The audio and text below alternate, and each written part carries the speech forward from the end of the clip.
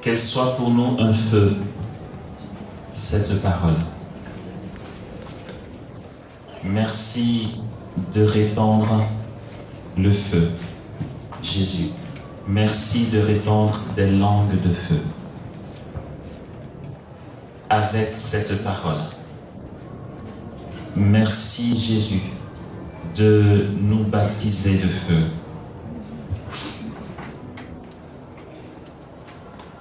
Fais de nous des êtres de feu. Seigneur, fais de nous des pyromanes. Que nous répandions le feu dans cette parole. Wow. Merci pour toutes ces consécrations que tu opères au milieu de nous. Que ton nom soit béni, Seigneur, à jamais.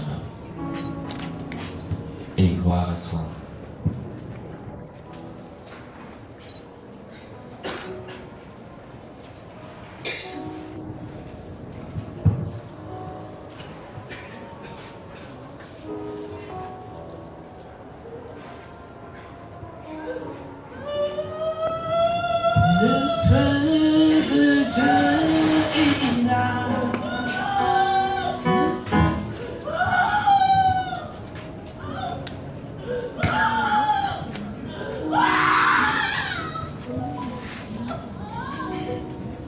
Le Seigneur nous dit dans sa parole, selon l'évangéliste Jean au chapitre 4 de son évangile,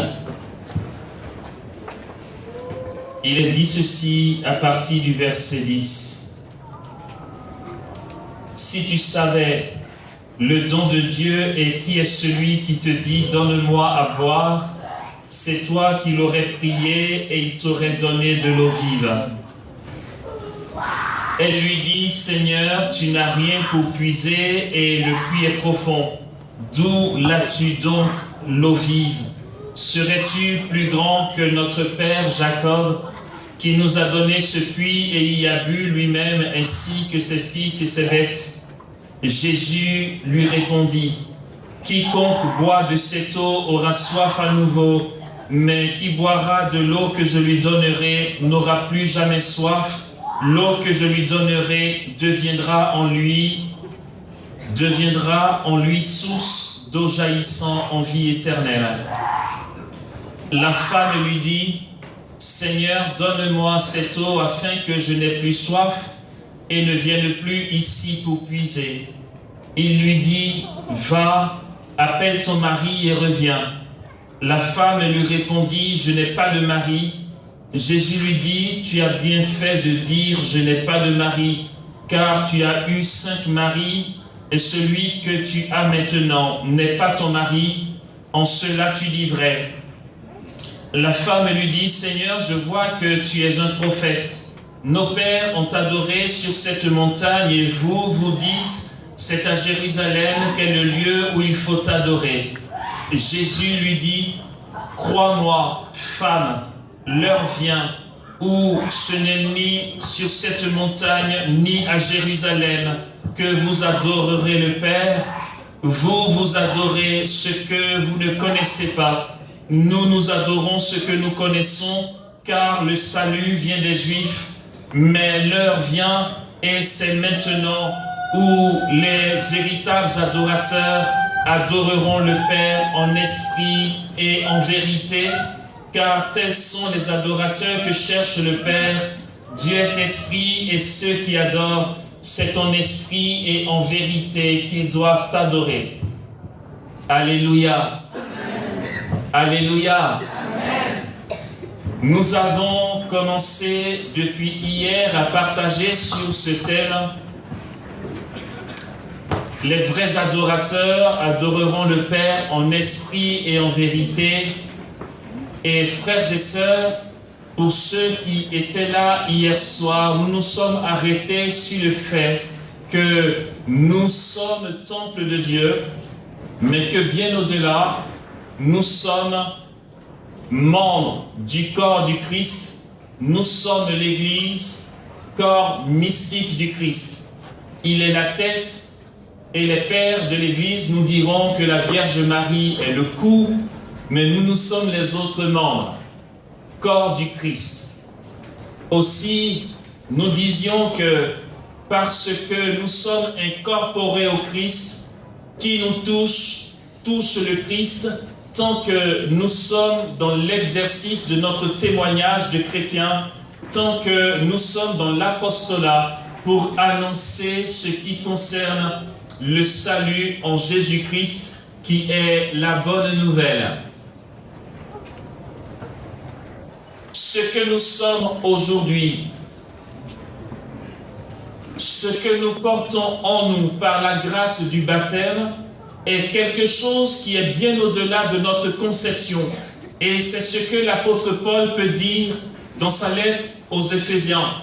Il dit à celui dont la puissance agissant en nous est capable de faire bien au-delà, infiniment au-delà de ce que nous pouvons demander ou concevoir, à lui la gloire dans le Christ Jésus et l'Église. Amen.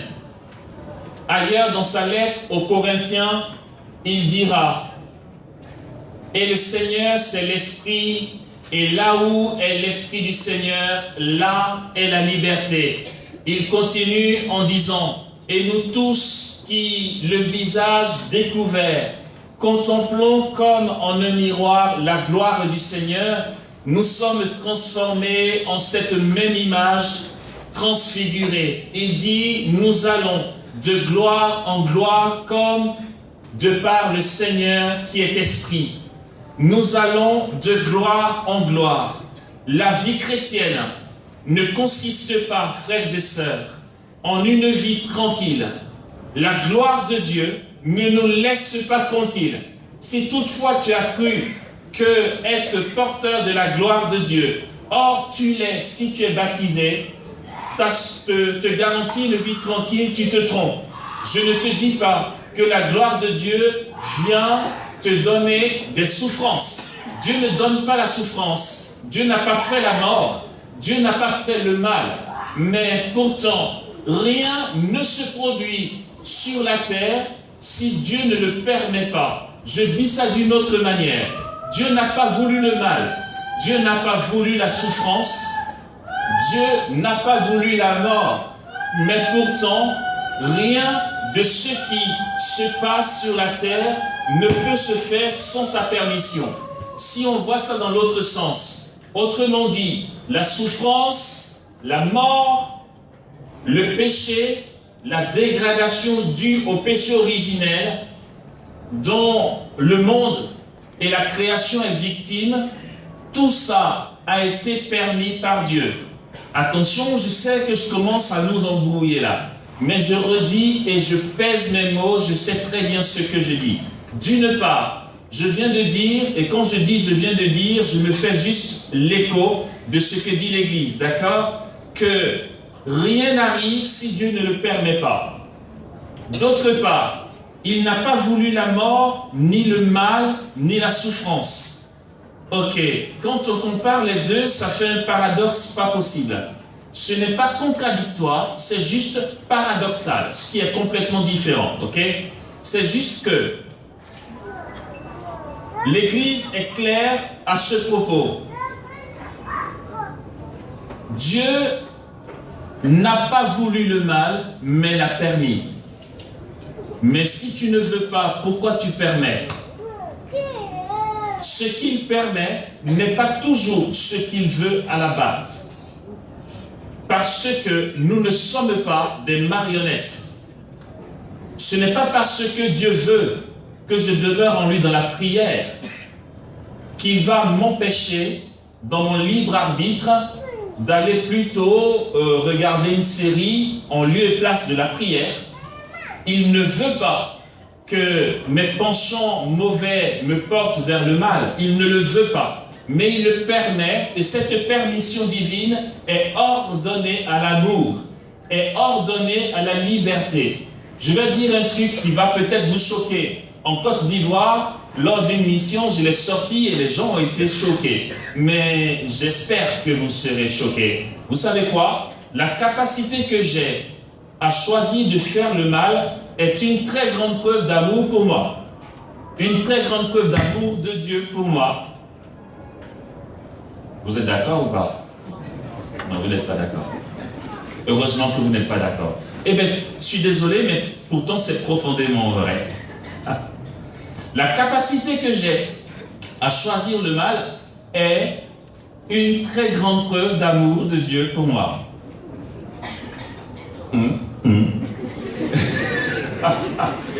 Ouais, je sais que je vous embrouille. Et puis j'espère que je vous choque. Et puis, je ne vais pas démentir ce que je dis. Au contraire, je vais confirmer et le redire. Si j'ai la possibilité de choisir de me détourner de Dieu, c'est une très grande preuve d'amour de Dieu pour moi. Vous savez quoi? Ça ne pouvait pas en être autrement. Je ne pouvais pas ne pas avoir la liberté de me détourner de Dieu. Amos, s'arrête, tu me prends la tête là. Je sais. Sinon Dieu ne m'aime pas. Et l'amour auquel Dieu m'appelle n'est pas un amour au rabais. Dieu est amour, nous dit Saint Jean. Dieu est amour et Thérèse de l'Enfant Jésus dira qu'il n'est qu'amour et miséricorde. Il n'y a pas d'amour sans liberté. Si Dieu me crée sans cette capacité de choisir moi-même, alors il ne m'aime pas de l'amour dont il aime son Fils. Le Fils aime le Père d'un amour libre et sans condition. C'est un amour choisi. Et Dieu veut, en t'appelant à l'existence, que tu l'aimes comme son Fils Jésus l'aime. Mais le Fils aime le Père en toute liberté. Aussi, il te donne ce même amour. Il ne peut pas y avoir de relation d'amour avec Dieu s'il n'y a pas ce qu'on va appeler la libre adhésion des créatures. Mais parce que Dieu m'aime, il m'a accordé cette liberté afin que si 99 fois j'ai usé de cette liberté pour lui faire mal, ce qui est dommage bien sûr, Dieu croit en moi. Il attend cette seule fois où cette liberté va me donner de le choisir.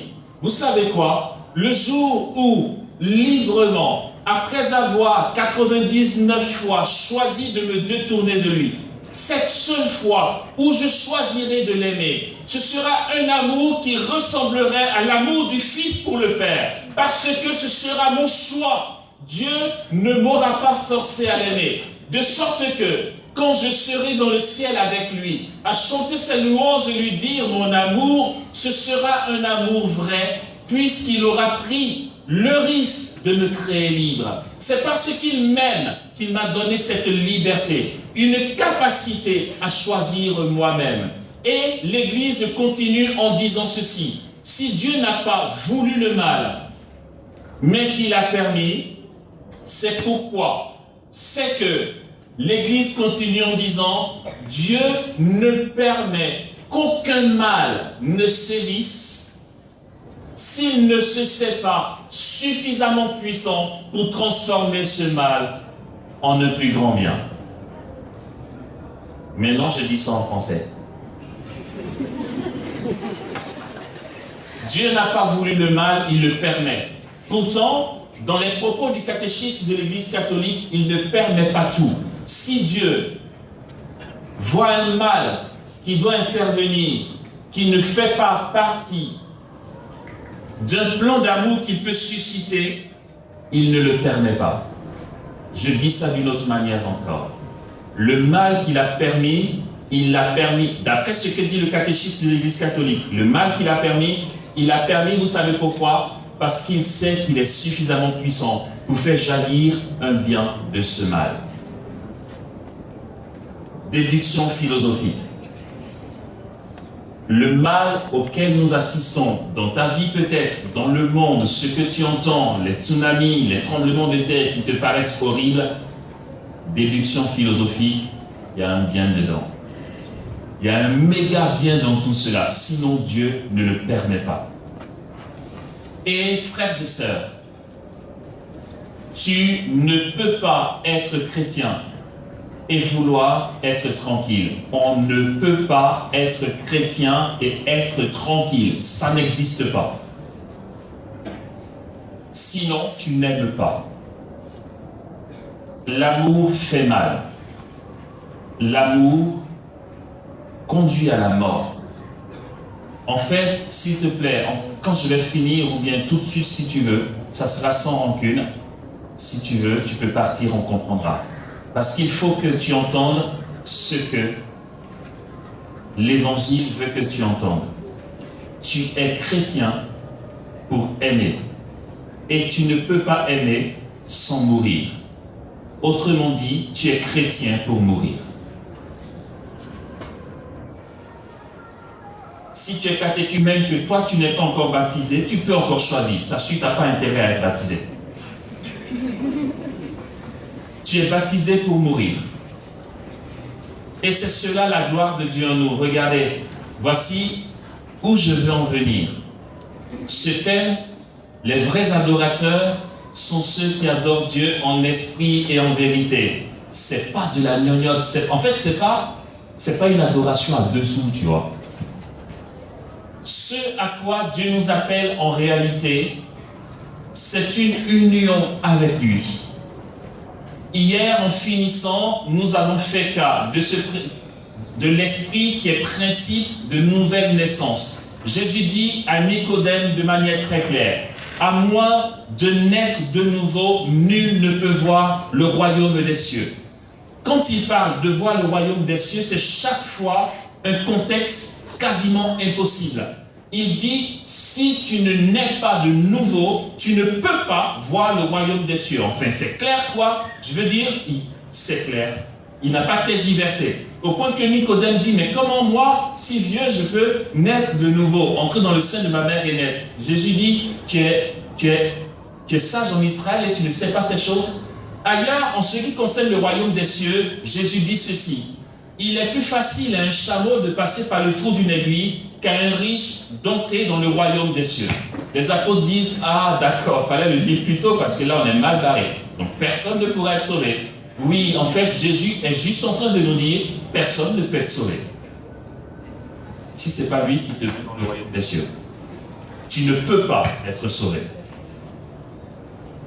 Si nous ne comprenons pas que le royaume des cieux est une question d'intervention divine, une question de transcendance qui fait irruption dans notre vie, alors frères et sœurs, nous perdons notre temps. Tu sais quoi? Ce ne sont pas tes pratiques chrétiennes qui vont te faire accéder au paradis.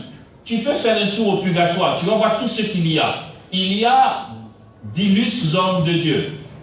Il y a des membres du clergé, il y a des laïcs, il y a des religieux, des religieuses au purgatoire. Mais qu'est-ce qu'ils font? Qu'est-ce qu'ils font là-bas? Le truc, en fait, si on t'a préparé un petit topo pour la radio, où je vais faire le lien entre le bon larron et la Vierge Marie. Les deux ont quelque chose de similaire. Là aussi, ça te choque. J'aime bien. Le bon larron, ce mec-là, avec la Vierge Marie l'Immaculée, tu les mets ensemble, ouais, ils ont un truc prophétique tous les deux à nous communiquer.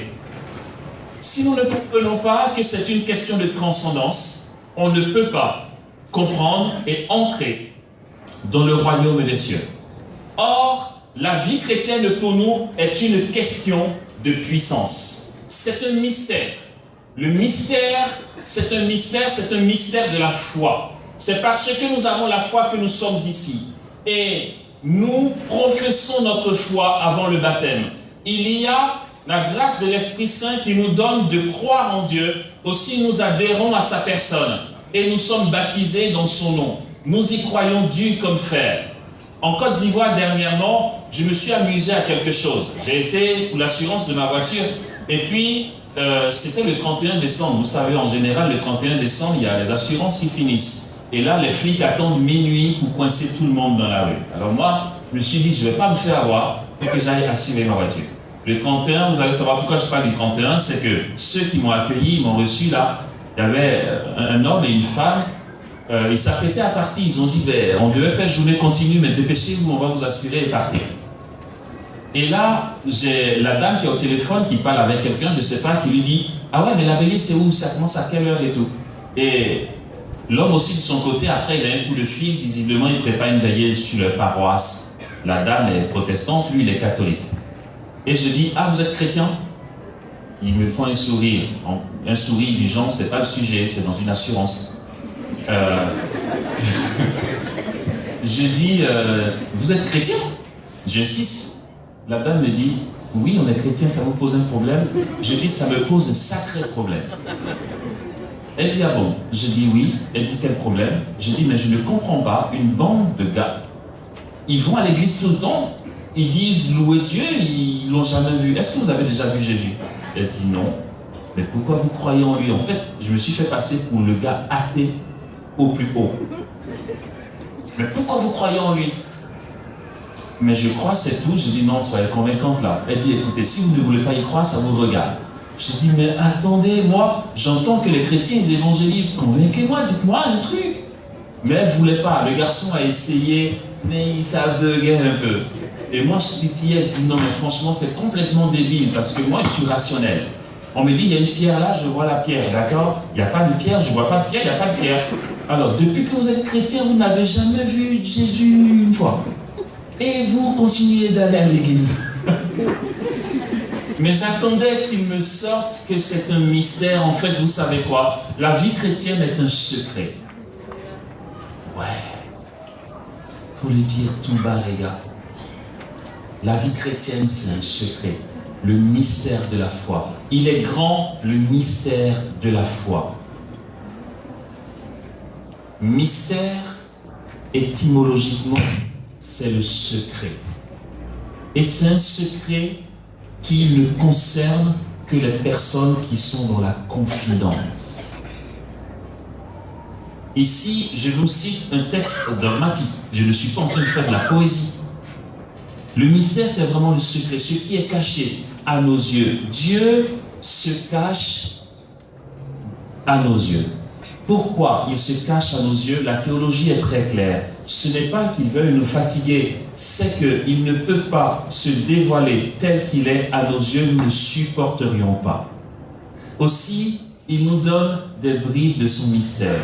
Mais ce mystère paraît insensé pour certains, et même certains chrétiens.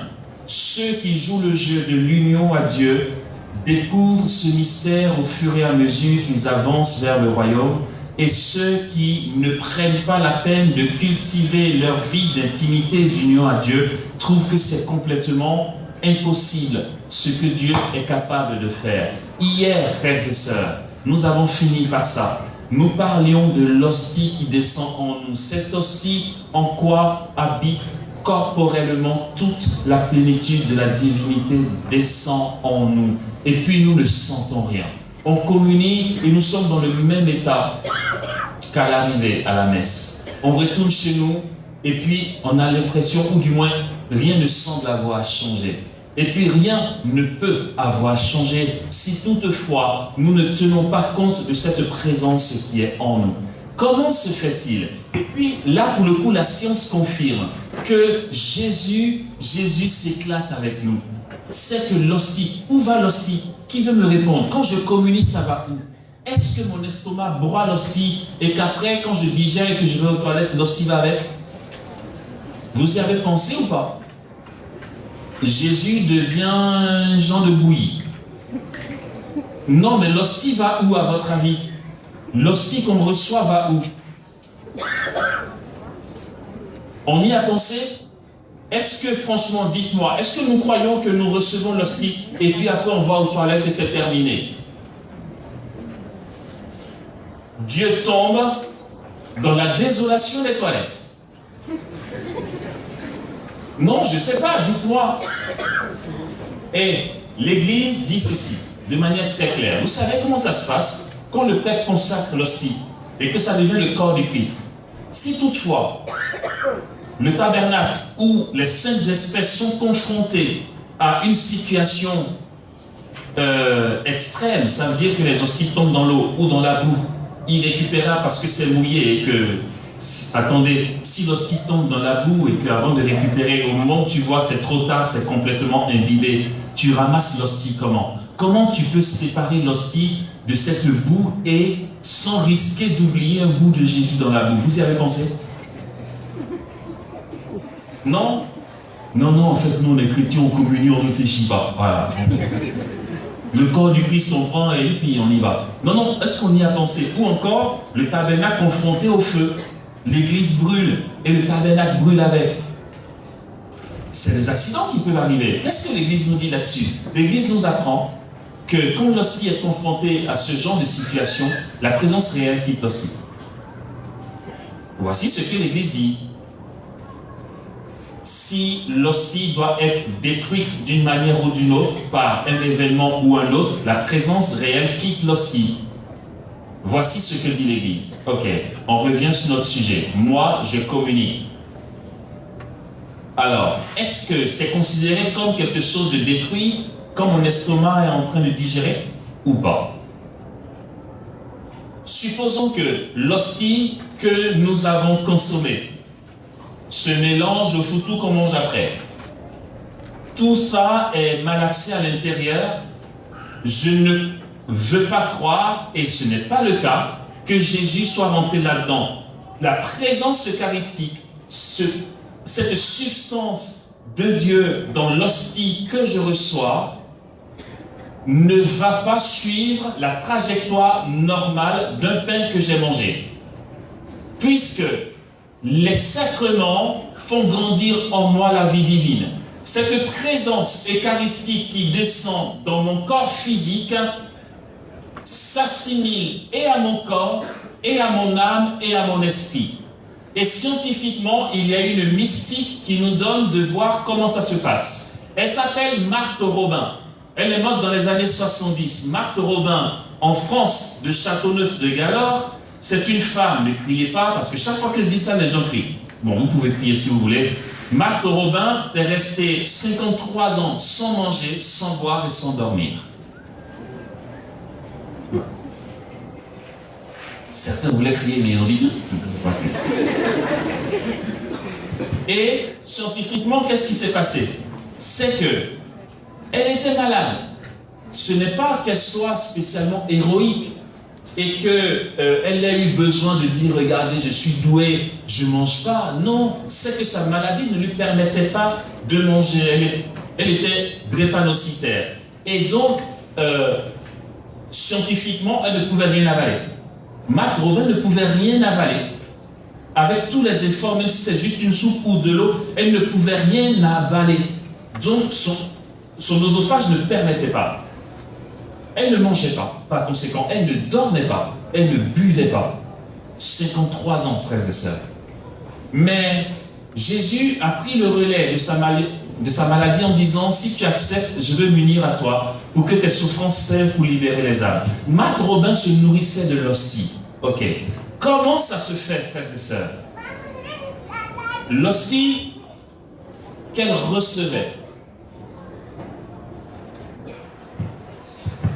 Alors bonsoir. Permettez-moi d'arrêter un peu. Donc s'il y en a qui veulent se confesser, je suis au banc avec des savons spirituels.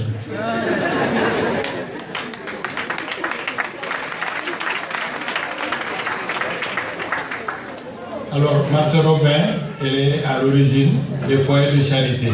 Au Sénégal, il y en a 2. Il y en a au Cap de Biche.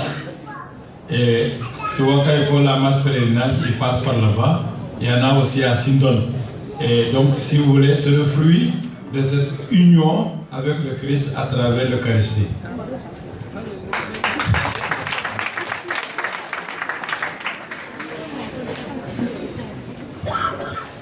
Merci Père. Donc voilà, le Père est là avec le savon. Ok, donc Marthe Robin recevait l'hostie. Les médecins ne savaient pas l'expliquer. parce qu'elle communiait une fois par semaine et quand elle recevait l'hostie, où passait l'hostie? Elle ne pouvait rien avaler, même pas de l'eau. Alors, comment se fait-il qu'elle communie? Une fois qu'elle reçoit l'hostie, ce n'est pas que l'hostie reste sur sa langue jusqu'à être imbibée de salive et que ça devienne une bouillie bizarre qu'elle recrache après. Les médecins disaient, mais où est passée l'hostie quand elle communie? Et le père Finet, qui était son père spirituel, disait, l'hostie a été happée par sa personne. Ça veut dire que tu touches physiquement cette hostie qui disparaît dans la bouche de Marthe. Il y a un évêque africain, je ne sais plus de quel pays il est, peut-être du Sénégal, je ne sais plus, qui a vu Marthe Robin quand il était jeune prêtre. Il a été voir Marthe Robin et il a fait communier Marthe. Il y avait le père Finet avec lui. Il a dit, corps du Christ. Elle a dit Amen. Quand elle a dit Amen, il faisait ça. Le père Finet dit, qu'est-ce que vous cherchez? Il dit, l'hostie a disparu. C'est peut-être tombé.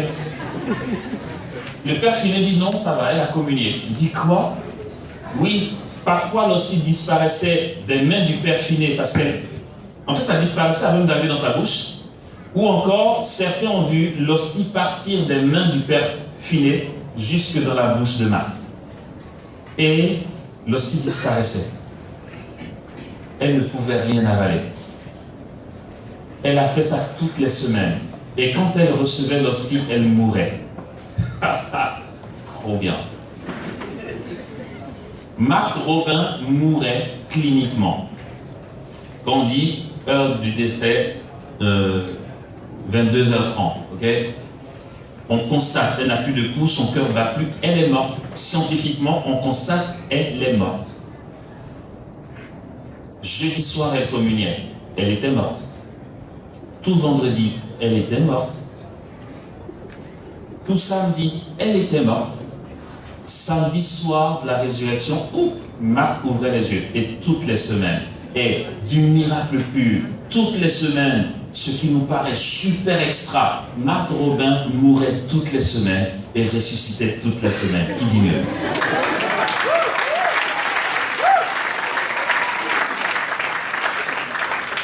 C'est cela le prodige de l'hostie.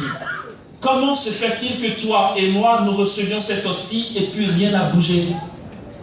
C'est une question, frères et sœurs, c'est une intimité, un secret, un cœur à cœur. Et je finis ce thème sur ceci, frères et sœurs. Ce cœur à cœur, cette intimité, cette complicité, cette union à la divinité de ton époux, de ton Dieu. Ton Dieu sera ton époux, dit le livre de Sophonie. Ton roi dansera au milieu de toi. Réjouis-toi, fille de Sion. Éclate en ovation Israël. Il dansera pour toi avec des cris de joie. Ton Dieu est en toi. Oui, celui que nous recevons est le roi de gloire, notre Seigneur et notre Dieu. Il a besoin que nous le recevions dans une intimité, un secret. Comme dirait la petite Thérèse, je ne te recevrai pas, Seigneur, comme une traître. Le baiser que je te donnerai quand tu viendras en moi ne sera pas le baiser de Judas. Viens en moi et repose en paix. Cette intimité, frères et sœurs, provoque chez l'humain une transfiguration, un surnaturel qui naît en nous. Et j'espère vraiment que ça va pousser notre curiosité et que ça va nous poser question et que ça va nous donner envie d'aller plus loin. Notre vie chrétienne reste trop élémentaire, frères et sœurs.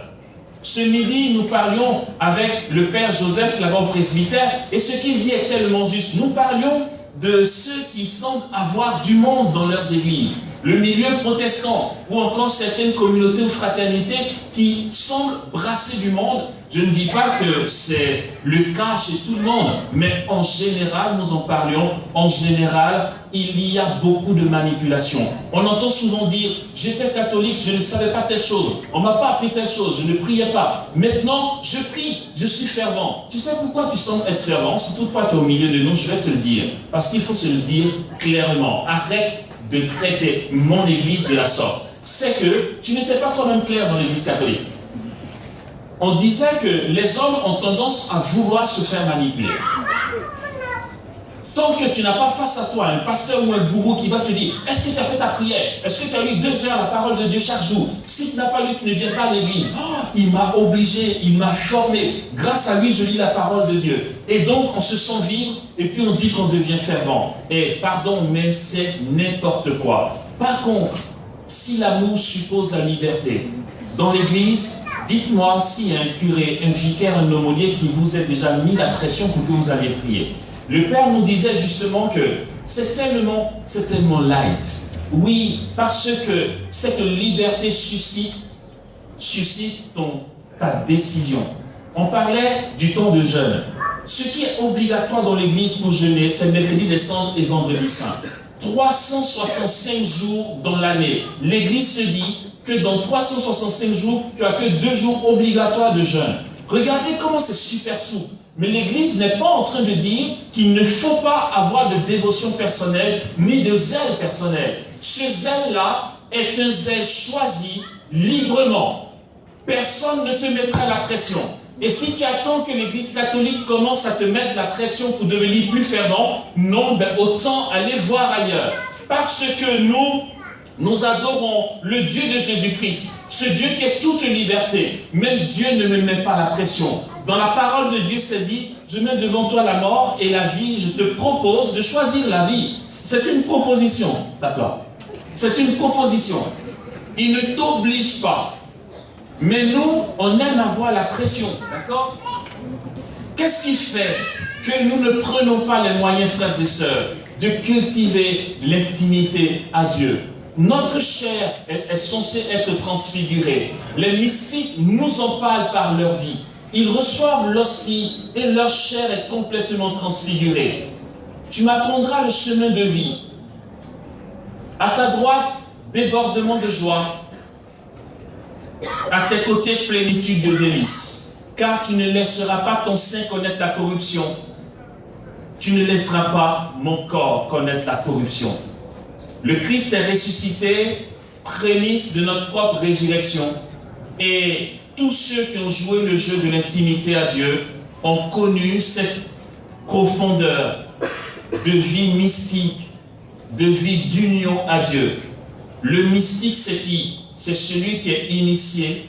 Celui qui est initié est celui qui rentre dans la confidence. La confidence à quoi? La confidence au secret. Et ce secret, c'est cela, le mystère de la foi. Il y a quelque chose qui nous dépasse. Il y a un surnaturel qui nous est donné, frères et sœurs. Dans l'hostie, nous recevons quelque chose d'irrationnel qui est purement surnaturel. Aussi, vu qu'il s'agit du mouvement de l'esprit, ce que Jésus dit ici est d'une profondeur hors pair. Dieu est esprit et ceux qui l'adorent doivent l'adorer en esprit et en vérité. J'aime bien raconter ce petit truc juste pour pousser la curiosité. Ouais, j'aime bien.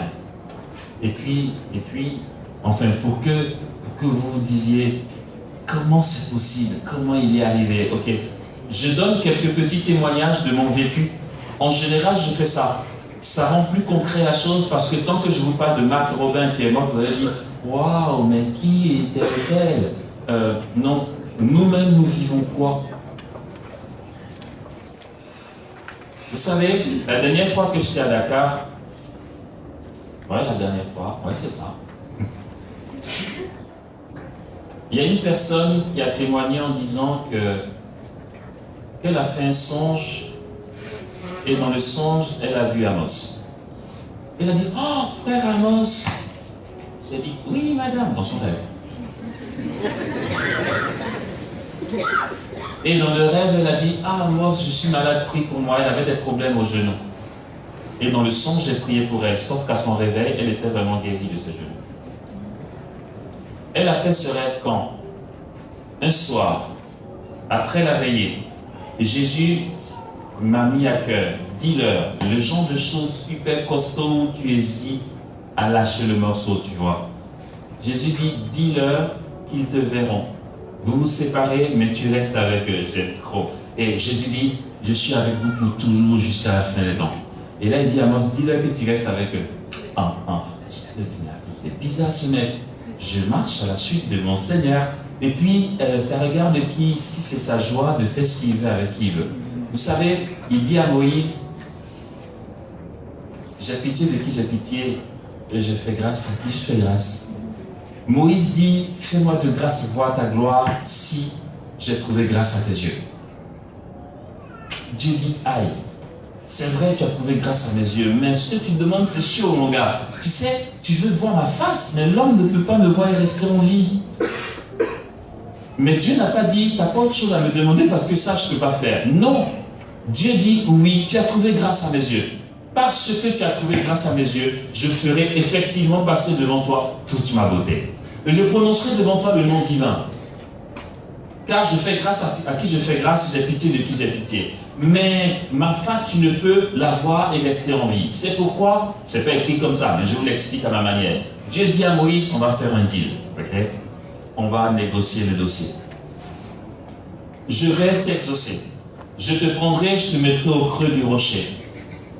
Et je vais passer dans toute ma beauté. Et je prononcerai devant toi le nom divin. Mais comme tu ne peux pas me voir et rester en vie, je te mets au creux du rocher. Pendant que je passe, je te cache de ma main. Et une fois que je suis passé, je vais retirer ma main, tu me verras de dos. Tu verras quand même, mais de dos. Parce que Dieu fait grâce à qui il fait grâce. Ok, bref, donc ce jour-là, bon, après, je chipote pas. C'est ce qui s'est passé. Ce soir-là, Jésus dit à tes frères et sœurs que tu restes avec eux et que certains te verront en songe, d'autres même te verront dans la rue. Moi, j'ai lâché le morceau. Je ne réfléchis pas après. Je vous assure, quand je dis ça, après, je vais dormir. S'il y a de la loco, je mange et je dors. Je ne réfléchis pas.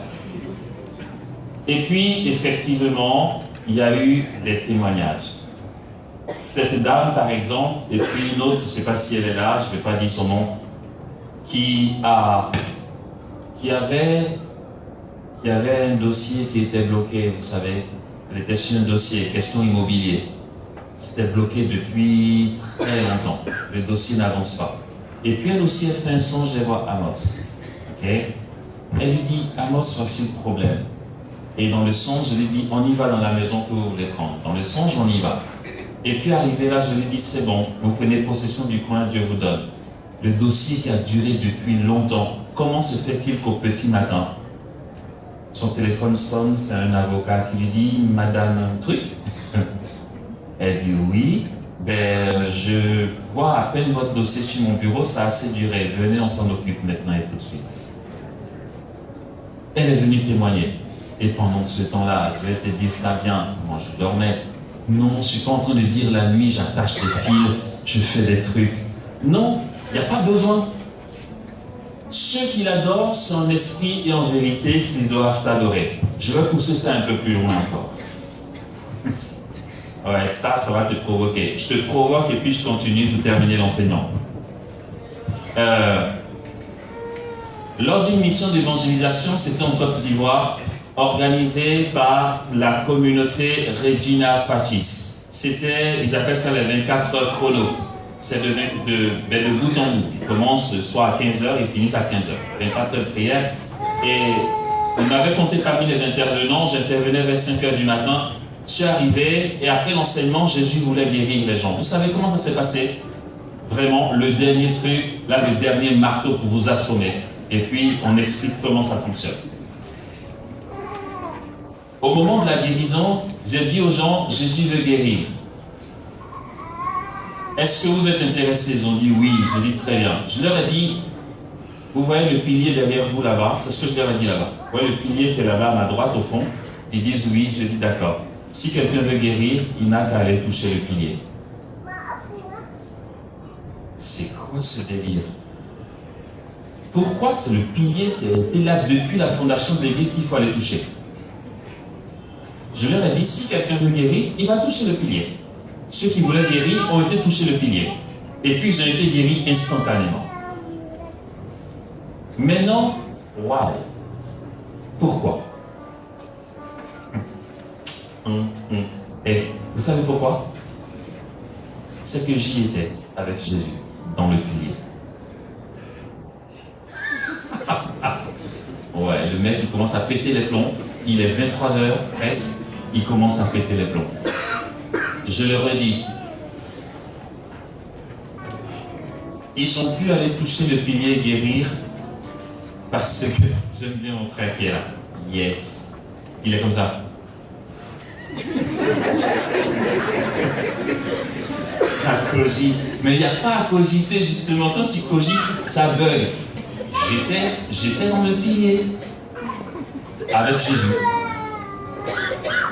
Sinon, pourquoi voulez-vous qu'on touche un pilier et qu'on guérit? Bon, moi je dis, comment ça tu étais dans le pilier? J'y étais, c'est tout. Ne me pose pas de questions, j'y étais. C'est comment dans le pilier? Vous êtes dans le béton, comment? J'y suis.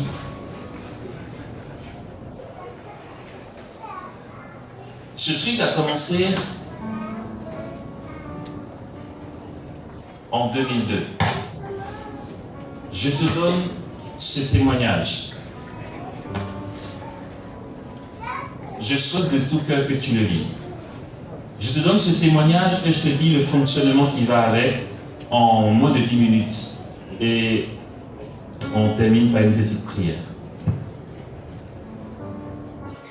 Ça a commencé comment? Lorsque j'étais en année d'insertion pastorale au Congo. J'étais religieux, séminariste. En tant que religieux, j'avais droit à mon jour de désert une fois par semaine. Ça veut dire, il y a un jour où tu es pas la personne qui est retirée, en solitude, tu te crames comme tu veux, tu organises ton temps comme tu veux. Je sais que notre recteur nous avait dit qu'il faut dissocier une retraite d'une poussinia, d'un désert. Ne laissez tomber. Le désert, c'est pas la poussinia, c'est pas la retraite. Désert, il nous a dit désert égale Bible et Saint-Sacrement. Basta. Si tu veux rajouter des trucs, ça devient une retraite. En solitude si tu veux, mais c'est pas du désert. Le désert, c'est rude. Parole de Dieu et pain. Ok? Donc, quand j'allais, vous savez ce que je faisais? J'arrivais, en fait, mon désert, c'était le mardi. Le mardi matin, j'ai quitté la communauté vers 7h. Je prenais mon vélo. Je partais chez les sœurs. On avait des religieuses pas loin. Je partais à vélo chez les sœurs. Quand j'arrivais, à la demande de mon responsable, elle m'avait préparé une chambre pour mon désert. Plus tard, ils diront à mon berger, il est vraiment bizarre et malade le frère que tu nous envoies. Il n'a jamais utilisé le lit qu'on lui fait. Jamais j'ai utilisé leur lit. Parce qu'on ne m'a pas dit désert égale Saint-Sacrement, Bible et sommeil. On dit Saint-Sacrement et Bible. Donc quand j'arrivais à 8h, dans la chambre, j'ouvrais ma Bible, je lisais la Bible à haute voix de 8h à 10h. À 10h, j'allais dans leur oratoire, j'exposais le Saint-Sacrement. Et je restais là. 10h, 11h, 11h, 12h, 12h, 13h, 13h, 14h, 15h, 16h, 17h, 18h, 19h, 20h, 21h, 22h, 23h, 24h, 1h, 2h, 3h, 4h, 5h, 6h du matin. Je prenais mon vélo et je rentre en communauté. Je restais devant le Saint-Sacrement de 10h jusqu'au lendemain 6h du matin. Mais laisse tomber, tu veux prendre pour un malade, laisse tomber, tu vois. Laisse tomber, je ne te demande pas de faire, je te dis juste le tuyau. Ne dis pas, on n'a pas Jésus, il y a Jésus dans tous les tabernacles, tu vois. Non, j'attends qu'on me mette la pression pour faire ça. D'accord. J'ai fait ça pendant plus de 10 mois. Toutes les semaines. Et chaque jour, je m'étais imposé 4 heures d'adoration. Donc quand je revenais mercredi matin à 6h, j'avais les laudes et j'avais mes 4 heures d'adoration du mercredi. J'ai fait ça. Les 4 heures d'adoration, pendant 12 mois, je l'ai fait. Mon désert, dans ce système-là, je l'ai fait pendant au moins 10 mois. Et puis l'une des fois, Maintenant, si ça te complique la vie, que tu dis, c'est pas possible ce qu'il dit, il nous raconte n'importe quoi. Tu vois, autant ça te paraît impossible de rester devant Jésus de 10h jusqu'à 6h du matin, autant ça te paraît impossible quand je dis, j'étais dans le pilier, tu vois. C'est toi qui vois. Si pour toi, ta vie chrétienne, c'est je vais à la messe du dimanche, j'ai fait mon devoir, c'est fini, la vie continue, tu ne connaîtras jamais ces choses. Je te parle de mystère, je te parle de secret, de confidence. Et tous ceux qui entrent dans cette confidence du secret sont des chrétiens. Ce sont les mystiques. Tous les baptisés sont des mystiques, nous dit la théologie. Ok? Et donc, tu reçois en toi Dieu, mais tu ne prends pas les moyens de basculer dans un au-delà, dans autre chose, dans du surnaturel. Et du coup, ça te paraît du chinois quand on parle de tout ça. Une des fois, je suis revenu de ce désert de folie. Non, mais je sais, dans la parole de Dieu, on dit, cherchez Dieu tant qu'il se laisse trouver. Il a dit à Sainte Catherine de Sienne, fais-toi capacité, je me ferai torrent. Tout ça, je sais. Quand j'y allais, j'étais devant Jésus à 10h. Je disais, Jésus, en fait, si tu n'as jamais vu un gars qui te provoque, je me présente à toi. Il paraît que tu bénis, que tu comptes quand on vient. Je dis, là, pour le coup, tu vas combler. Je ne sais pas comment tu vas faire. Je suis là. Je vais dire, à un moment, tu vas dire, hey, Amos, dégage, j'ai besoin de mon temps. Non, je suis là. Tu as besoin qu'on t'adore, je suis là. Je vais tellement t'adorer que tu vas dire, stop, ferme le tabernacle. J'ai dit, Jésus, en fait, je joue le jeu là. Moi, je fais ma part de folie. Vas-y, éclate-toi dans ma vie. Éclate-toi dans mon âme. Et si, depuis la création d'Adam jusqu'à aujourd'hui, personne n'a encore porté un fruit de malade, je vais porter ce fruit-là.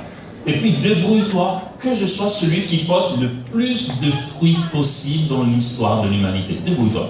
Pour ça, je suis là. Je ne fais rien. Jésus, tu es là et je suis là. Il est 10h. Il est à peine 10h05. Je suis là jusqu'à 6h du matin. Éclate-toi. Et toutes les semaines, je dis, vas-y, éclate-toi, mais vas-y. Et je ne veux pas t'entendre me dire plus tard, ouais, je voulais faire, mais tu ne m'as pas donné les moyens. Et là, pour le coup, je te donne le moyen. Éclate-toi dans mon âme. Fais quoi? Ce que l'Église, l'histoire de l'humanité n'a jamais vu, vas-y, éclate-toi, mec. Je suis là. Je suis là de 10h à 6h du matin. Et je l'ai fait. Et Jésus s'éclate. Dieu se donne, frères et sœurs. Prenons les moyens. C'est qu'une des fois, je reviens du désert, je rentre dans le quotidien de ma journée. Et puis on est à la messe. Normal. On est à la messe. J'ai le carnet comme ça. On chante la messe. Je suis vraiment là. J'ai le carnet. Et puis d'un coup, ouf, un truc se passe. Je dis, waouh. Je dis, attends. Je regarde s'ils m'ont vu. Ou s'ils ont vu le truc que j'ai vu. Un truc, mais attends, je ne pouvais pas du tout l'imaginer. Le truc auquel tu ne penses même pas, tu dis, Seigneur, ça existe ce truc. Trop bien. Et Jésus a décidé. D'un coup, pouf, j'étais là avec mes frères et sœurs. Normal, je peux parler, chanter, ramasser le stylo qui est tombé. J'étais à la fois là et j'étais dans le plafond. Et là, tu vois, c'est curieux. Hein? Je vivais la messe comme tout le monde et je vivais la messe du plafond. Je voyais le tête par comme ça. Et ne me demande pas comment j'ai fait. Je n'ai pas fait. On ne fait pas. On ne fait pas. Tu constates. J'y suis, c'est tout. J'y suis au-dessus, là-bas, dans le plafond. Trop bien. Et là, je dis, purée, la vache. J'ai envie de dire, et stopper la messe. Il y a un truc. Je suis à 2 endroits. Ouais, mais alors, qu'est-ce qu'il nous raconte là? Est-ce que c'est vrai? Et non, si tu veux, on signe le contrat. Satisfait ou remboursé. Tu fais 10 mois où tu fais adoration de 10 heures jusqu'à 6 heures et puis on en repart. Si après ça, tu te trouves encore tellement lambda, on en repart. Je te rembourse. Je te rembourse les 10 mois. Non, mais c'est vrai, tu ne peux pas savoir si tu ne joues pas le jeu. Mais qu'est-ce qui nous empêche tant de rester dans la présence de Jésus? Qu'est-ce qui nous distrait tant au quotidien, frères et sœurs? Tout le monde sait que Dieu est là, mais ça va, quoi. Ça va. J'ai été le voir dimanche. J'ai toute la semaine pour me débrouiller. Dimanche, je vais le voir. Dieu est parmi nous. Et j'étais dans le plafond, et ça ne s'est plus arrêté. Voici comment, ce que je vous raconte là, de l'histoire du pilier, il y a 2-3 ans. Mais cette expérience du plafond, c'était en 2002. Et quand je dis ça ne s'est plus arrêté, ça ne s'est plus arrêté. Chacun son truc, tu vois. C'est sur 10 messes, il y a peut-être 2 messes où je ne vis pas ça. En général, on s'éclate. En esprit et en vérité. Jésus dit, Dieu est esprit. Et ceux qui l'adorent, c'est en esprit et en vérité qu'ils doivent t'adorer. Et quand on entend ça, on dit, bon, le côté spirituel, là, c'est quoi? Ok, on a entendu rationnellement. Mais franchement, tu bascules dans le mouvement de l'esprit, dans la célébration de l'esprit. Tu pars. En fait, tu décolles, quoi. Et puis, tu es spectateur, tu ne le fais pas. Dieu assume ça en toi, c'est son bon plaisir. Et il veut le faire avec tout le monde. Les moyens ne sont pas pris. C'est encore trop long. Il y a trop l'épaisseur de la chair. On ne prend pas assez de moments pour demeurer en lui. Le vent souffle, tu entends sa voix, tu ne sais ni d'où il vient, ni où il va. Ainsi en est-il de celui qui est né de l'esprit. Ouais. Je te donne la possibilité d'avoir envie. C'est pas toujours que je suis dans le plafond parce que on s'éclate.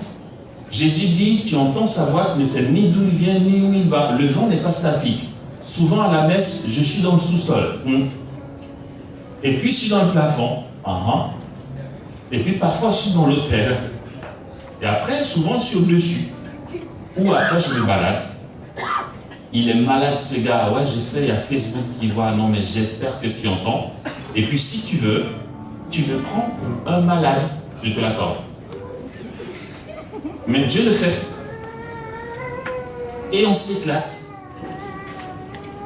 Et une fois, on a été se balader, Jésus et moi. J'aime trop. Attends, ce gars, il raconte quoi? On a été se balader dans l'espace. C'était la danse avec Jésus. J'espère que tu n'y crois pas. J'espère que tu n'y crois pas. Parce que le pire, ce serait que tu y crois et que tu restes assis dans ta position actuelle. Je t'assure. Je préfère que tu n'y crois pas. Laisse tomber. Dis-toi, et prends-toi comme argument pour demeurer dans ta tiédeur. Dis non, il raconte n'importe quoi, c'est pas possible. Comme ça, tu as une raison de rester dans ta médiocrité, dans ta tiédeur, dans ton refus de Dieu, dans ton absence de prière. Mais si tu crois, qu'est-ce que tu attends? Et je finis sur ceci. C'est pourquoi, dans les écoles de prière, nous parlons beaucoup de la vie d'oraison. Mon filleul, qui prend les moyens, il me dit, parrain, tu sais, je suis jaloux d'une telle. Ah bon? Une telle, c'est une membre de l'équipe d'école de prière en Côte d'Ivoire. J'ai dit pourquoi? Il dit, tu sais, je suis arrivé parce que, ouais, c'est mon filleul à moi, mon filleul dit, je suis arrivé à l'église à 9h. Elle était dans l'église en train de faire l'adoration. Moi, j'ai fait, dit-il, l'adoration de 9h jusqu'à 17h par an. Quand je partais, elle était encore assise. Moi, je pensais que je faisais le maximum. Ah, je suis jaloux d'elle. Et cette dernière, membre d'équipe d'école de prière, non, je vous assure, elle est géniale. Elle a un boulot, mais non, mais dans le temps, comme elle cherchait du travail, elle avait un peu de temps libre. Elle partait s'asseoir devant Jésus à 6h. Elle était là. Elle adorait Jésus. Jusqu'à la messe de 19h, après la messe, elle était là. Quoi? Ouais, elle ne va pas dire qu'elle est passive, flemmard. Non, elle cherche du boulot. Si tu prends une journée dans la semaine pour Jésus, quoi? Ok, tu es super pris, tu es cadre supérieur, je l'entends. Une fois par trimestre, bloque un week-end, pars et fais cette folie-là. Ça te coûtera quoi? Tu n'en mourras pas. Ou encore, si tu meurs, c'est une bonne mort. Tu arrives vendredi soir, tu t'assois devant Jésus, tu te dis, je m'assois devant Jésus jusqu'à dimanche. Parfois, j'en veux un peu à Jésus parce qu'il a fait de sorte que j'ai besoin de dormir. Je rêve de faire une semaine d'adoration non-stop, mais je ne peux pas, parce que forcément tu dors, tu as faim, tu as envie de faire pipi, J'ai dit, mais pourquoi je suis humain? Pourquoi moi je veux rester devant toi, je ne bouge pas, tu vois, une semaine non-stop. Mais non, c'est pas possible. Mais pourquoi on ne part pas en retraite? Dis-moi pas que tu n'as pas le temps. On a toujours le temps pour faire des randonnées. Aller voir des potes, aller boire un coup, aller faire ci, aller faire ça, aller à un concert, aller au cinéma. Bloque-toi un week-end, pas trimestre si tu veux. Si toutefois tu es trop occupé, va dans un coin, va à Cœur Moussa, va au presbytère ici, va dans un coin, retire-toi. Et puis, demande qu'on te donne Jésus. J'ai rarement vu l'Église refuser Jésus à quelqu'un qui veut adorer. Fais cette folie d'amour pour Dieu. Et quand c'est comme ça, c'est dans ce cœur à cœur que tu vas basculer dans un mouvement de l'esprit que tu ne sauras même pas t'expliquer. Dis-moi comment Dieu s'est débrouillé pour donner à Yvonne Aimée de Malétroit d'avoir des transports dans l'esprit. Dis-moi, tu comprends comment, lorsque dans le livre des Actes des Apôtres, on te dit que Philippe a été transporté dans le Saint-Esprit. Moi, je dis, je sais que j'y suis, même si je suis encore ici, c'est de la rigolade. Et Philippe le diacre, pour lui, c'est du costaud, c'est pas les rigolos comme nous. Philippe le diacre, il est enlevé par l'Esprit. Le livre des Actes des Apôtres nous dit qu'il a baptisé l'eunuque, et tout de suite après, l'eunuque ne l'a plus vu. Il a disparu. Tu as envie de dire, mon gars, t'es esprit ou tu es homme? Il est homme. Mais ainsi en est-il de ceux qui sont nés de l'esprit. Je vous parle d'hommes. Philippe n'est pas différent de nous. Ou bien on se dit, comme des siècles sont passés, c'est normal, c'était avant. Et Dieu n'a pas changé, c'est le même. Et puis, Padre Pio, c'est quasiment notre contemporain, là, juste là, à deux endroits à la fois. Yvonne Aimée, Ibiguité, plusieurs endroits à la fois. Transport dans l'esprit. Elle n'est pas dans sa chambre, debout, elle y est. Comment tu as fait pour traverser le mur? Elle ne sait pas l'expliquer, c'est Dieu qui assume. Et puis oui, Dieu le fait. Il le fait vraiment.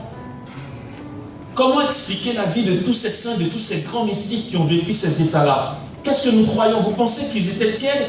Ou encore on se dit non, Dieu fait de la discrimination, il y a des élus. D'accord, tu veux savoir, tu es prédestiné. Ah ouais, à moi ça existe ça, la prédestination dans l'Église catholique. Je le redis, tu es prédestiné. Saint Paul dit, ceux qu'il a d'avance prédestinés, il les a aussi appelés. Ceux qu'il a appelés, il a pris la peine de les justifier par le sang de sa croix. Ça, c'est ce que je rajoute. Ceux qu'il a justifiés, il leur a donné sa gloire.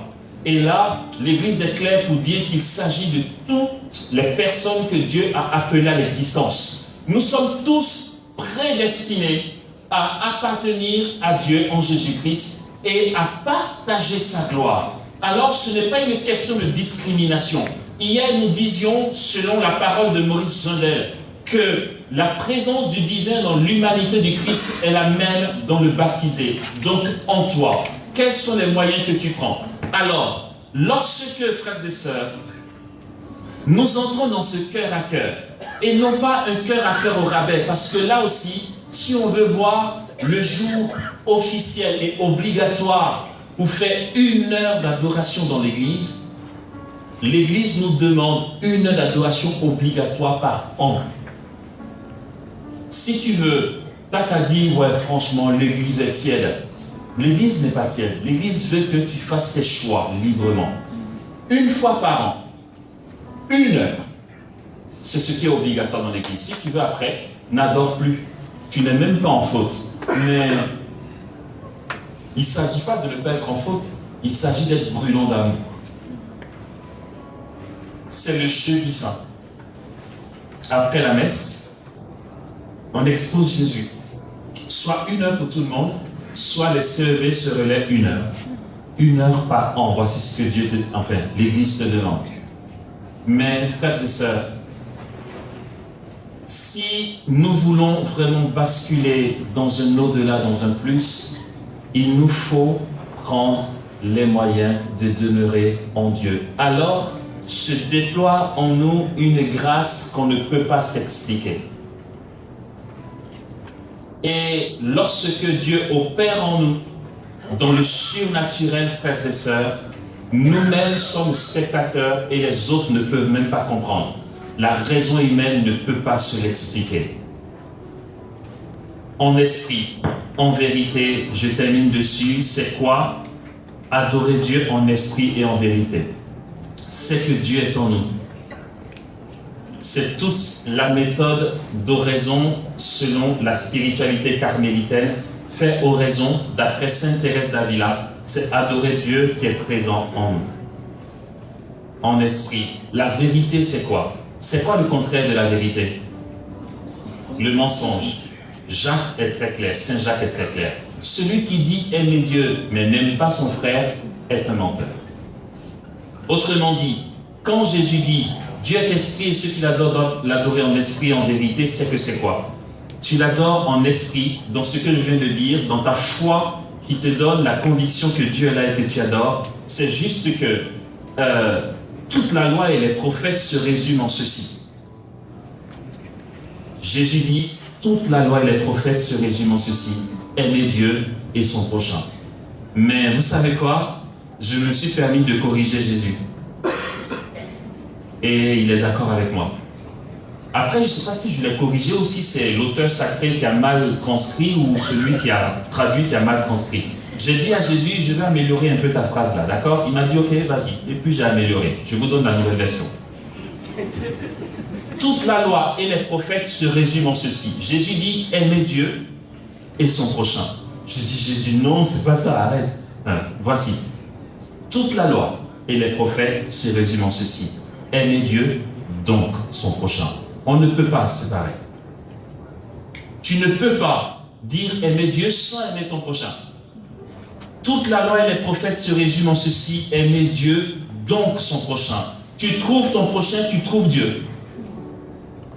Alors, cette vérité-là, quand tu dis à Jésus, je t'aime dans l'oraison, dans l'adoration, tu passes du temps avec lui. Seigneur, je passe du temps avec toi parce que je t'aime. Jésus est comblé de joie. Et il attend juste que ton amour pour lui soit vrai, en vérité. C'est quoi cette vérité d'amour pour Jésus? C'est dans le concret. C'est que si tu aimes Dieu, tu l'aimes, donc ton prochain. Autrement dit, pour que ton amour pour Dieu soit complet, il faut que, autant tu as dit à Jésus, je t'aime, autant tu dises à ton prochain, je t'aime. Si tu as pris du temps avec Jésus, prends du temps avec ton prochain. Alors, la providence divine va te servir des faits, des circonstances pour que tu valides ton amour de Jésus dans des actes concrets pour ton prochain. Pour ceux qui font oraison ou qui vont démarrer l'oraison, ils savent où ils vont savoir. Vous savez quoi? C'est important de le savoir. Quand tu passes du temps dans la présence de Dieu, attends-toi à traverser des pires moments dans la journée. Tu vas arriver au bureau et c'est là où ton collègue ou ton patron sont complètement casse-pieds avec toi. Ce que tu n'aimes pas, c'est exactement ce qu'ils vont faire. Ou encore à la maison, c'est l'époux ou l'épouse qui va te prendre la tête. Et ce qu'on entend souvent, c'est « Purée, ne me prends pas la tête, j'arrive de la prière. » Ça, c'est des attaques, c'est le démon, ça. Et c'est le démon qui vient gâcher ma prière. Je te dis ça, aujourd'hui, sachons-le. Plus tu prieras, plus tu feras l'adoration, et plus la providence divine, j'ai bien dit la providence divine, te servira des situations qui t'insupportent. Ton mari prendra le visage que tu n'aimes surtout pas. Ce n'est pas le démon. C'est juste que Jésus veut que dans un acte concret, de patience, de pardon, de douceur, tu valides ce que tu as simplement dit de tes lèvres, Jésus, je t'aime. Valide-le dans un acte concret. Que ça te coûte jusque dans ta chair. Là, tu auras validé. Ceux qui ont des cartes bancaires, vous savez, quand tu rentres, rentrez le code. Tic, tic, tic, tic. C'est pas valable tant que tu ne valides pas. Rentrez le code, puis valider. Le code, c'est ton adoration. La validation, c'est la vérité, tu vois. Plus tu vas adorer Dieu, ou le prier de longues heures, et plus la providence divine te servira des humiliations, des contrariétés, des incompréhensions, peut-être même des colères, ou encore tu vas rencontrer des pauvres dans la rue qui vont te prendre la tête, tu vois. Je veux dire, une fois à Paris, Il y a un gars qui voulait boire un café. Il ne présentait pas très bien. Et puis, avec l'odeur, tu as surtout envie de faire ça. Il a demandé un café et puis le serveur a dit non, je ne peux pas vous donner de café. Il dit je vais manger. Non, pas possible. Il faut vous servir un verre d'eau. Le gars lui a servi un verre d'eau. Et je lui ai dit, est-ce que vous voulez un croissant? Il dit oui. Je dis servez-vous. Il était tellement content. Le barman l'a servi, 2 ou 3 croissants. J'ai dit donnez-lui une bouteille d'eau, donnez-lui un coca, j'ai acheté tout ça pour lui. Et c'était suffisant, je ne voulais pas plus. Il veut tellement me dire merci que, rappelez-vous, quand tu le vois, tu as juste envie de faire ça parce que et l'odeur et le design, ça ne fait pas envie. Mais le gars est tellement content qu'il veut me dire merci, il vient me faire un bisou sur la joue.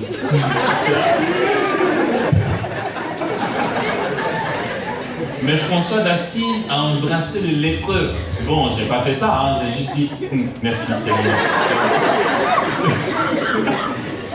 Et vous savez quoi? C'est Jésus qui m'a embrassé. Non, mais dites-moi, Jésus vous a déjà fait un bisou? Non? Un bisou comme ça, un bisou tout doux sur la joue. Il vous a jamais fait ça? Mais moi, il me l'a fait à Paris. Dans ce pauvre. Ok? C'était Jésus qui était là. C'est Jésus qui est là. Mère Yvonne aimait de Malétroit dont j'ai fait cas tout à l'heure. Je finis vraiment dessus. Elle s'occupait beaucoup des pauvres. Elle avait sa vie de prière, mais justement, elle validait ses élans de cœur à Jésus dans des actes concrets. Elle s'occupait des pauvres dans la banlieue de Paris. Elle partait tous les 2 jours, je ne sais plus, tous les 2 jours, tous les soirs, enfin, il y avait une régularité.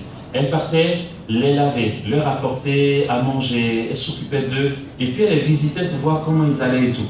Elle les appelait mes pauvres. Sauf qu'une fois, elle est partie et puis elle en a vu un qui n'est pas habituel. Ah, le nouveau celui-là. Mais attendez, le pauvre qui était là, je vous assure, même Mère Teresa aurait fait demi-tour. Elle dit, il puait, mais il sentait de très loin déjà. Il était sale. C'est ce qu'elle a vécu. N'allez pas dire que je suis dégueulasse, je vous explique ce qu'elle a vécu. C'est que le gars, il n'a pas les moyens, il ne peut tellement pas se prendre en main qu'il a fait popo sur lui, il fait pipi sur lui. Donc imagine, le popo d'hier soir et de ce matin et de ce soir, a cumulé pipi, tout ça, machin. Imagine l'odeur. Et puis il est sale, il pue le tout quoi. Là tu as envie de dire Jésus je t'aime, mais là c'est trop me demander, tu vois. Là non. Mais elle y allait. En plus, il avait des œdèmes, il était blessé. Donc, elle a soigné ses plaies. C'est pas tout. Non seulement c'est insupportable d'être là, de le soigner, mais en plus de ça, pendant que tu le soignes, il a un caractère tellement mauvais qu'elle recevait des coups pendant qu'elle le soignait. Là, tu as envie de dire, écoute, mon gars, débrouille-toi. Mais elle est restée patiente, elle a reçu des coups, elle pensait à Jésus en faisant ça. Elle a fini, elle s'est occupée des autres. Et quand elle est partie, en revenant la prochaine fois, elle a dit, je vais voir comment il va. En arrivant là où il était censé être, ce n'était pas lui. Elle a vu Jésus comme elle ne l'a jamais vu, dans sa gloire. Il était resplendissant, et puis il était beau gosse, quoi. Il sentait bon pour le coup, j'en sais rien. Mais voilà, Jésus dans toute sa gloire. Et elle est tombée à genoux, il a dit, tu sais, je me suis fait le plus misérable possible, mais tu es venu quand même. Et Jésus l'a béni. C'était Jésus réellement qui avait pris cette apparence de pauvre. Finissons-en en disant ceci, frères et sœurs. Ce qu'il nous faut retenir, c'est quand on dit adorer Dieu en esprit et en vérité, c'est que on ne peut pas adorer quelqu'un que nous ne voyons pas.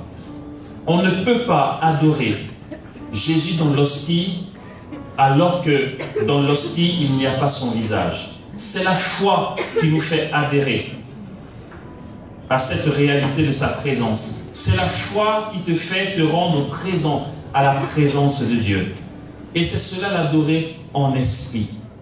Et cette adoration-là continuelle, insistante, persévérante, endurante, nous donne de vivre en nous des réalités surnaturelles que nous découvrons, au point que les gens s'étonnent des fruits que Dieu peut faire naître en nous. Pour que cela s'incarne dans notre chair, pour que, comme certains devanciers les saints, notre corps physique puisse léviter, comme Thérèse d'Avila, comme Jean de la Croix, qui pouvait être suspendu dans l'air, cette même chair que nous, où d'autres traversent le mur, d'autres sont à deux endroits différents. Pour que cela arrive, il faut vraiment que Dieu habite notre chair, dans la présence eucharistique, dans la communion et dans l'adoration persévérante de Jésus, et que, au-delà de cela, nous incarnions notre amour de Jésus dans la patience, dans l'amour, dans l'accomplissement du devoir d'État, dans le don de soi jusqu'à la mort de soi. Thérèse de Lisieux dit, aimer, c'est tout donner et se donner soi-même. Dans la douceur face à notre ennemi, dans l'extase, dans la persécution. Je vais jusqu'à dire dans le fait d'exulter, d'allégresse dans la persécution. Exulter et rendre grâce dans ce qui fait mal, dans la douleur, dans ce qui semble insupportable, lorsque nous sommes persécutés jusqu'à la mort.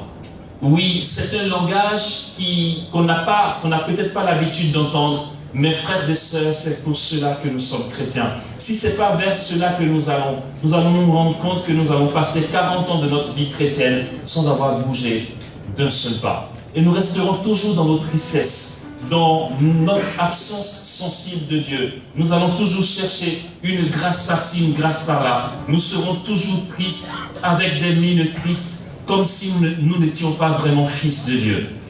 Il nous faut vraiment nous donner, frères et sœurs, jusqu'à la mort. Comme ces martyrs qu'on est en train de mettre à mort et qui, en lieu et place de leurs cris de douleur, chantent les louanges de Dieu. Je vous parle de mon saint patron Étienne.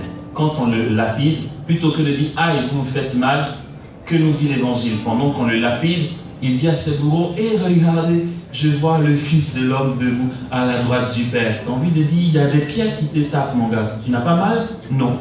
Il est en extase. C'est ça le don. C'est ça la réalité de la chair qui a su s'incarner dans le service. Étienne a été sacré diacre parce que les apôtres ne pouvaient pas laisser la prédication pour servir les repas. L'origine du diaconia, c'est ça. Ils ont été choisis, les 7, pour distribuer la viande de manière équitable. Vous voyez, ça ne fait pas très spirituel, hein. C'est très terre à terre. C'est une question de distribution de viande. Mais justement, dans le fait de prendre soin de leurs frères et sœurs, il est dit que Étienne était rempli d'Esprit Saint et de puissance, et que de grandes grâces s'opéraient par sa vie et par sa personne. On ne peut pas aimer Dieu sans valider notre amour de lui dans une vérité concrète du don de soi pour le bien de nos frères, leur service et la gloire de Dieu. Amen.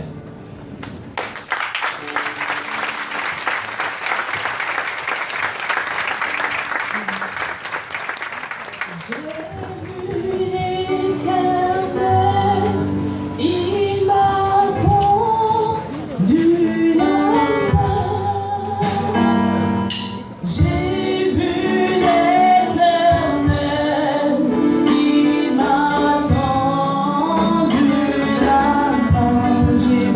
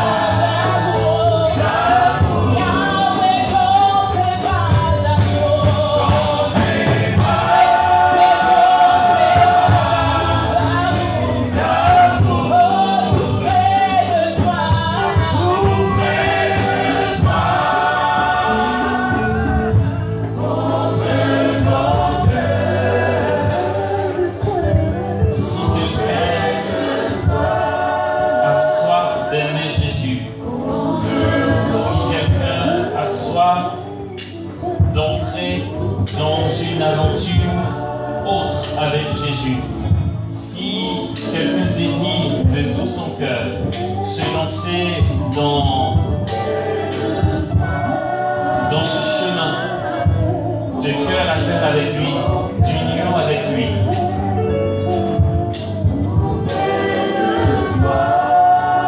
Autrement dit, si nous avons faim au-dedans de nous de vivre ce que nous avons entendu cette journée,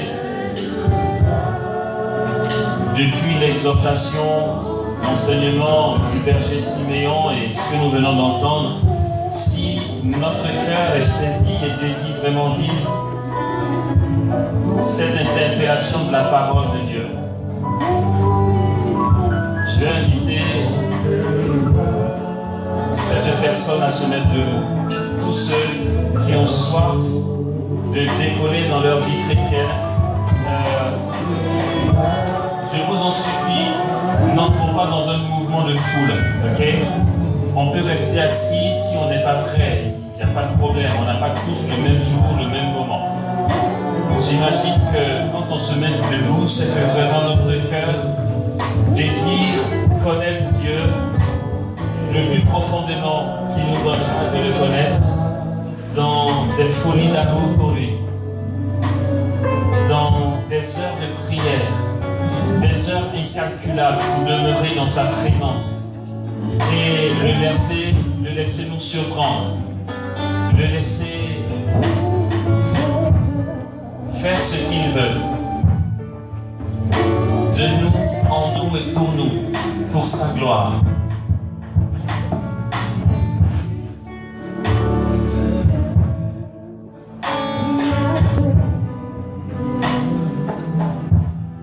Alors c'est très simple, être debout est cet acte que nous posons de foi devant Jésus pour dire j'attends ta grâce et il va la donner, il va la déverser ici en nous, au milieu de nous.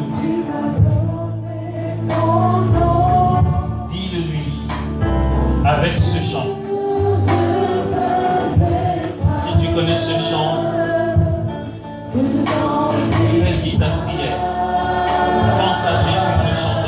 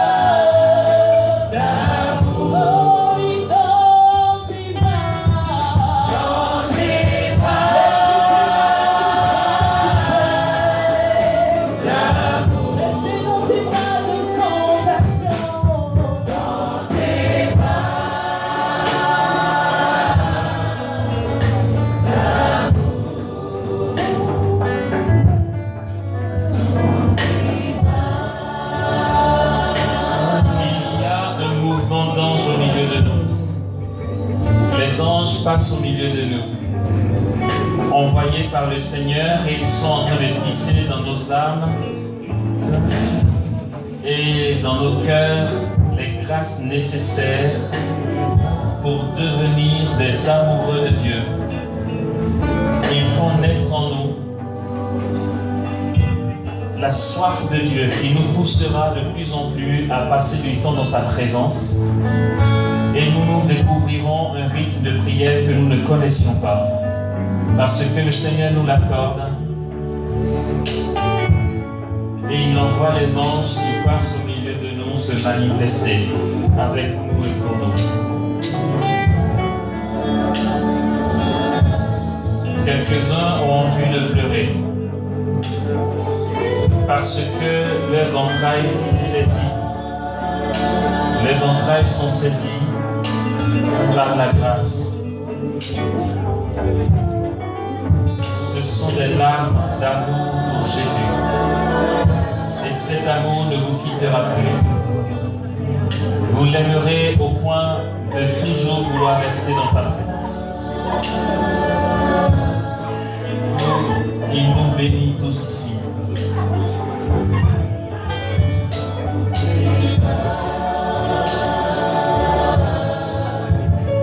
Passer du temps avec lui et dans sa présence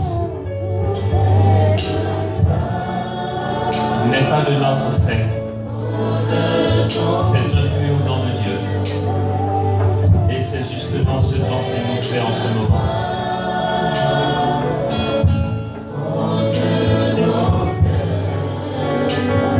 Cette nuit, plusieurs d'entre nous seront réveillés par les anges ou à la suite de songes. Vous se réveilleront sans comprendre le pourquoi. Et vous serez réveillés pour prier. Le Seigneur dit, je viendrai à votre rencontre ce soir. Et je vous initierai à vivre avec moi, à passer du temps avec moi et dans ma présence.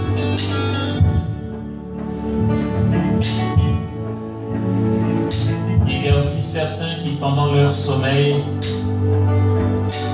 à leur insu, recevront la visite des anges qui prendront le temps, pendant qu'ils dormiront, de continuer à tisser beaucoup de belles grâces. À votre réveil, vous aurez sur votre visage, sur vos visages, des paillettes de gloire. Ce sera le signe que tu es passé et qu'il vous a accordé de belles et grandes grâces. Cette nuit encore, en songe, d'autres seront enseignés. Quelqu'un vous apprendra à prier en songe.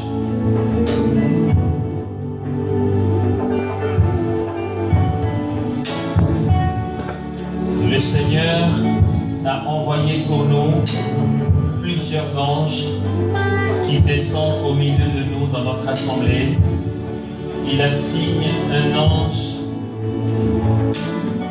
pour une ou pour deux personnes, voire un ange pour 3 personnes. Il nous accompagne ce soir. Et le Seigneur dit ceci: je vous envoie mes anges qui constituent l'armée du ciel. Ils viennent pour vous et dans vos vies. Ils viennent enlever de vos vies tout ralentissement. Ils viennent enlever de vos vies toute torpeur, toute langueur. Ils viennent enlever de vos vies tout ce que l'ennemi a semé, qui vous empêche de goûter à ma présence et de me désirer.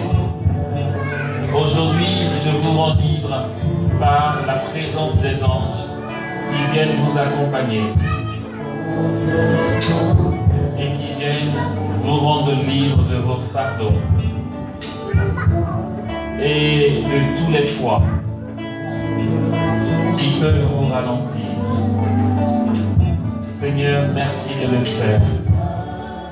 Que les anges, Seigneur, se déploient pour nous. Seigneur, que les anges nous précèdent dans nos domiciles respectifs. Que les anges, Seigneur, nous devancent dans tout ce qui touche à nos vies, sur le chemin du retour, qui nous accompagne et qui nous déblaye la route. Seigneur, en rentrant chez nous, que tout soit dans l'ordre selon ton royaume. Que rien ne résiste à ta grâce ce soir, à ta faveur et à ta bonté. Merci pour toutes les grâces que tu continues de répandre et que tu donnes à profiter. Jésus, toute cette nuit, libère pour le ministère des anges et la présence de la Vierge Marie. Libère pour nous le passage de nos saints patrons, de nos anges gardiens. Que l'Esprit Saint nous enveloppe, nous environne et nous envahisse.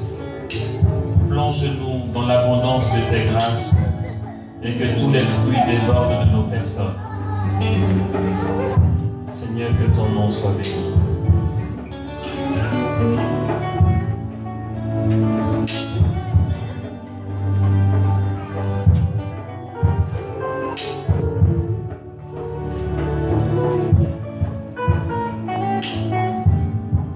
Est-ce qu'on peut bifurquer sur un chant à Marie, s'il vous plaît?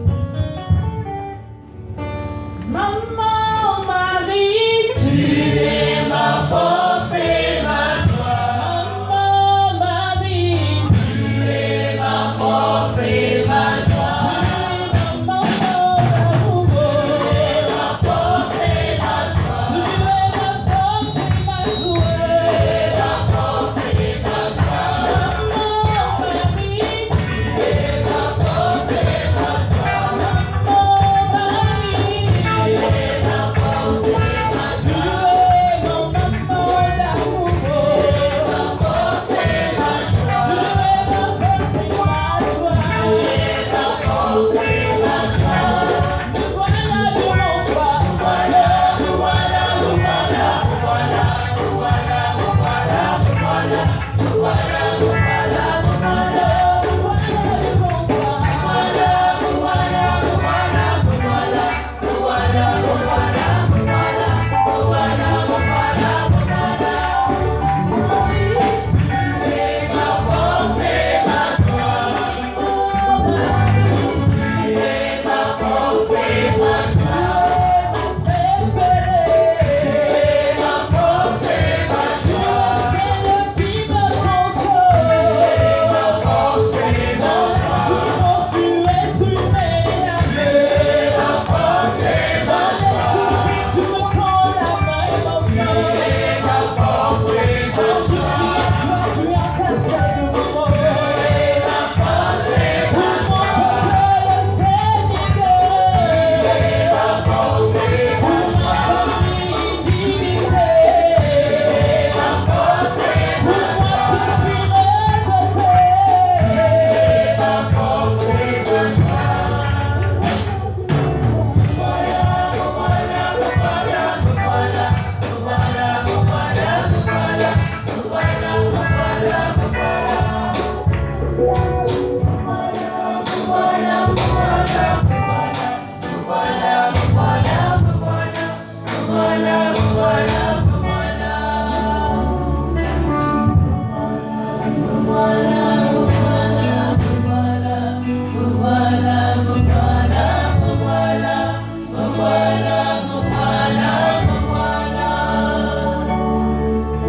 Notre secours est dans le nom du Seigneur.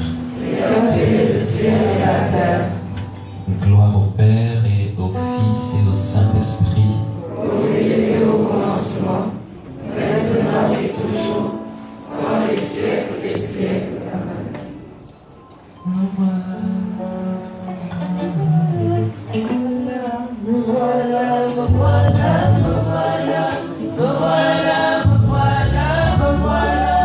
Voilà devant toi. Nous voilà, nous voilà, nous voilà.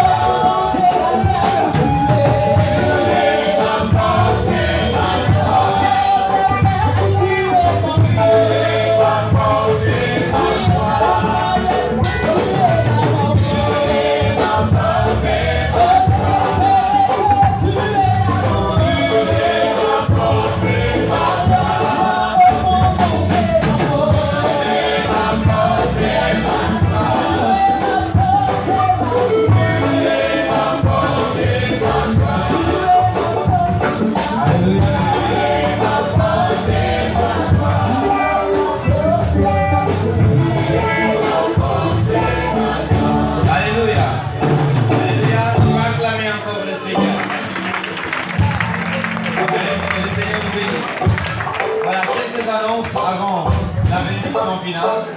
Donc demain, on commence par la messe à 9h30. On demande à tout le monde de venir assister à cette messe. C'est une messe d'action de grâce pour les 39 ans de Moutouriala. Donc on demande à tout le monde de venir assister et communier avec nous pour ces 39 ans. Voilà, autre chose, on demande à tout le monde de nous aider avec les chaises, juste les amener à l'église, s'il vous plaît. Pays joie. Voilà. Voilà. Aux membres du ministère d'organisation, on va ranger ensemble avant de partir. Voilà, que le Seigneur vous bénisse. On attend la bénédiction.